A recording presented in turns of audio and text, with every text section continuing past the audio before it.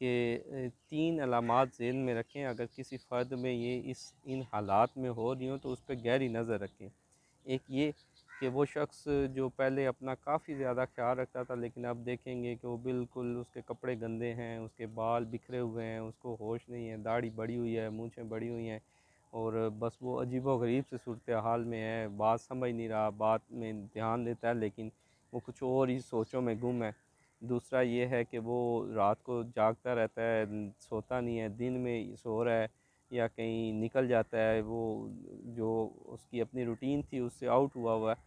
और तीसरा ये है कि उसका खाना-पीना या तो बिल्कुल कम हो गया है या बहुत चिड़चिड़ापन, गुस्सा और उसने बातें शुरू कर दी हैं कि ये दुनिया तो फ़ानी है, बस ख़त्म होने वाली है, इसमें कुछ नहीं रखा और बस ये क्या है और हर एक से लड़ता फिर रहा है। तो ये चीज़ें अलामात जो हैं वो डिप्रेशन की हैं। उस पे गौर करेंगे तो अक्सर उन पे ध्यान रखें कि अगर घर में वो कोई रस्सी वग़ैरह लाते हैं, कोई केमिकल लेके आते हैं या कोई मेडिसिन वो उन्होंने शुरू किया है या लेके आए हैं, अपने काम में इतनी तवज्जो नहीं दे पा रहे, अगर ऑफ़िस जाते थे तो अब छोड़ के घर बैठे हुए हैं, तो ये अलामात हैं, इन पे ज़रूर तवज्जो दें और चेकअप करवाएँ और नहीं तो इन्फ़ॉर्म ज़रूर करें करीबी जो भी हैं उनको, ताकि प्रॉपर मेडिसिन शुरू की जाए या उनका इलाज किया जाए। वरना क्या होगा कि बहुत से अफराद आते हैं तो उनसे मैं सिंपल सवाल पूछता हूँ, नींद कैसी है आपकी? डिस्टर्ब है जी। खाना पीना कैसा है? नहीं भूख लगती जी। तो कभी छोटी छोटी बातों पे रोना या दिल उदास तो नहीं होता? जी बिल्कुल हो रहा है। तो कोई ख़ुदकशी या ज़िंदगी ख़त्म करने का मूड तो नहीं हुआ? जी बिल्कुल होता है। तो कोई कोशिश की है? हाँ जी 2 दफ़ा की है, नाकाम हो गए थे, पकड़े गए थे या रस्सी टूट गई थी, इस तरह की चीज़ें। लेकिन अगर ये हों तो ज़ाहिर है एक जान और आपके करीबी को खो देना और उसके बाद भी माशरा हमें जीने नहीं देता कि क्या वजह थी, क्यों हुआ, किसी को पता नहीं चला। शुरू में तो आके अफ़सोस करेंगे लेकिन बाद में ब्लेम भी करेंगे कि देखो फ़लाँ का तो ये था ख़ुदकशी कर ली या फ़लाँ की बेटी थी ख़ुदकशी कर ली। ज़्यादा ये रेट ख़वातीन में है, लेकिन आजकल जो है वो बुज़ुर्गों में, बड़े लोगों में ज़्यादा है और उसमें एक बहुत बड़ी वजह विटामिन डी की कमी भी है। विटामिन डी जो है वो धूप में होता है, ये वो विटामिन है जो सस्ता और फ्री में है कि आप अगर सुबह जो ठंडी धूप होती है उससे आगे आप टांगों और बाजुओं से कपड़ा हटा के अगर बैठते हैं 10 से 15 मिनट, तो आपकी ना सिर्फ हड्डियाँ मजबूत होती हैं, आपका ये डिप्रेशन लेवल भी कम होता है, आपकी जो डिप्रेसिव सिम्टम्स हैं, जो अफसरदा नज़रियात हैं वो भी कम होते हैं। और यही वजह है कि आजकल रातों को जागते रहते हैं और दिन में लेट उठते हैं।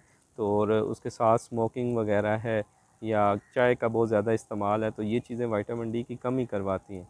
तो इनकी वजह से मज़ीद एक इंसान डिप्रेशन का शिकार होता है। और इसके अंदर ज़िक्र करता जाऊँ कि सारे शोबों में से 2 ऐसे शोबे हैं कि जिनमें ये बहुत ज़्यादा है। एक बैंकिंग, बैंक में जितने भी गरीब होते हैं वो अच्छे ड्रेसेस में होते हैं, उनकी पैंट शर्ट अच्छी होती है लेकिन बेचारे गरीब होते हैं। वजह ये है कि उनका वो माहौल ऐसा होता है, उन्होंने आना होता है और सुबह सूरज अभी निकला नहीं होता और वो घर से निकलते हैं और फिर रात को वो सूरज जब ग़रूब हो जाता है तो तब पहुँचते हैं।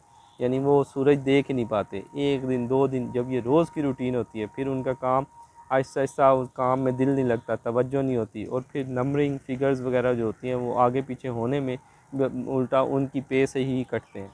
और इस खौफ़ से कि हमारे से कोई गलती ना हो जाए और गलती होगी तो फिर हमारी पे से कटेगा, इस खौफ़ से वो काम नहीं सही तरह कर पाते और फिर बार-बार एक चीज़ को चेक करते रहेंगे।